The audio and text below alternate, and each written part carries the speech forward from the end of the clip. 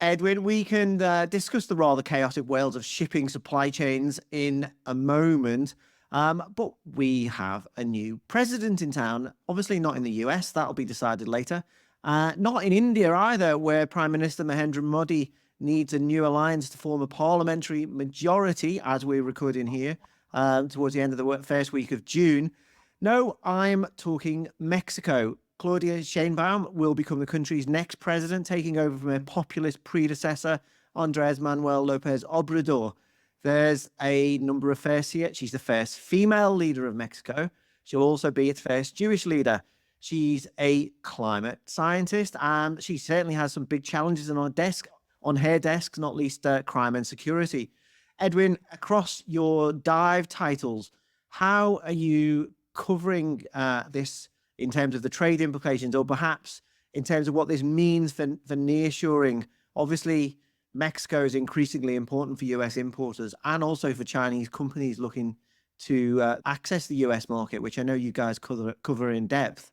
Yeah, well, Mexico has always been crucial for the US, and that's for several reasons, right? First is its proximity. You can't beat Mexico's location. From a logistics standpoint, it has access to both the Atlantic and the Pacific Ocean. It's got a gigantic land border with the United States and very fast access to major markets via air, which is important both for air cargo, but simply also for a businessman in Ohio or a business person in Washington that wants to fly down to visit a supplier. It's very convenient.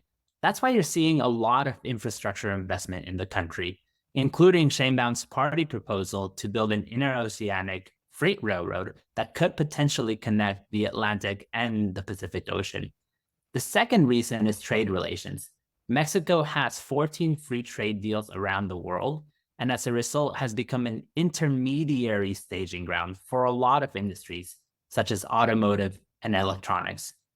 But third, and this one is extremely important when it comes to covering the next 6 years under the next administration, Mexico is one of the largest economies in the world. Companies are investing in Mexico not just because of its access to the United States, but also because there's a lot of consumers there too. People forget that. So when it comes to Sheinbaum and thinking about how her presidency may affect supply chains in the next 6 years, we're waiting to see both the new projects she proposes on infrastructure, on labor, on water, etc., but also what that says about what her vision for the country's so-called fourth transformation will be. How will she tackle trade, customs, energy, migration, security, and the labor market? We'll start finding out soon. Yeah, thanks for that, Edwin. Now, when I'm thinking about Mexico, I sort of, well, at least its role in terms of this China plus one or nearshoring, I do see these positives. I mean, obviously, Mexico is now overtaking China to become the US's largest trade partner, boosted by the North American Free Trade Deal signed by President Donald Trump, known as USMCA. Foreign direct investment into Mexico is obviously up, but there is a negative side to all this. The energy sector is dirty, it's expensive, and many analysts point out that Mexico's tended to underperform despite all these successes in terms of attracting new multinational investments. And maybe more importantly, Chinese companies setting up in Mexico are in the crosshairs of politicians, including Donald Trump, who see a lot of this as pure tariff avoidance. These are all tricky problems to navigate, aren't they? Yes, very tricky. But I would say Mexico sees it as an opportunity, all of these problems. Listen, Mexico is in the United States court and will ultimately collaborate more than alienate US business interests. I mean, a vast majority of Mexico's exports go to the United States.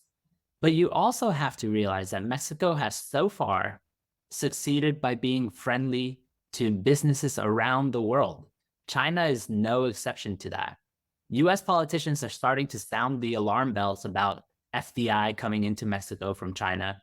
But from Mexico's standpoint, dollars from China are just as valuable as dollars from France or Australia. And to be clear, China is not a top 10 source of foreign direct investment in Mexico, at least last year.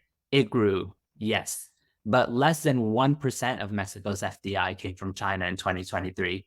By contrast, 38% of FDI in Mexico came from the United States. So it's been over-egged slightly, that relationship in terms of Chinese investment into Mexico. I see your point. Do you think the future trade relationship, which will define the success of a lot of what Mexico sees as an opportunity at the moment, will this all come to a head when the renewal of that USMCA deal in 2026 is due to be agreed? Absolutely. Everyone I've talking to, that's one of the big topics that we're watching to see is what, if anything, gets revised in the USMCA. Certainly, I suspect US regulators will want to talk about rules of origin and see how they can exclude China a little bit more from that. But it's a tricky subject, as I hinted earlier, because that may or may not be in Mexico's interests. And Mexico has an equal right, alongside the US and Canada, to advocate for its interests.